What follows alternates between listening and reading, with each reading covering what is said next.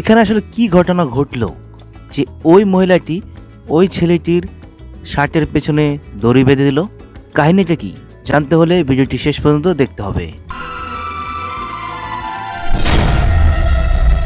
মহিলাটি ছেলেটির পিছন পিছন তাড়া করতে থাকে এবং সে দড়িতে টান দেয় এবং তার শার্ট খুলে যায় এবং সে মনে করছে যে শার্টের ভিতরে বুকে কষ্টেপ মেরে ড্রাগস সাপ্লাই করছে।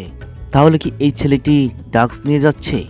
দেখতে থাকুন, বুঝতে পারবেন সবকিছু। দেখলাম যে এইটাই রাস্তা, যদি ড্রাগস পাচার হয় এই রাস্তা দিয়ে লোকজন আসা যাওয়া করবে।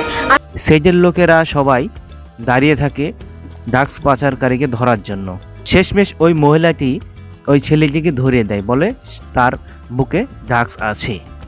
শেষমেশ সিআইডির লোকেরা চেক করে কিছু পায় না, কিন্তু ওই মহিলাটি সিআইডির লোকদের বলে ওর শার্টটা খুলে দেখেন, ওর বুকে ড্রাগস রয়েছে।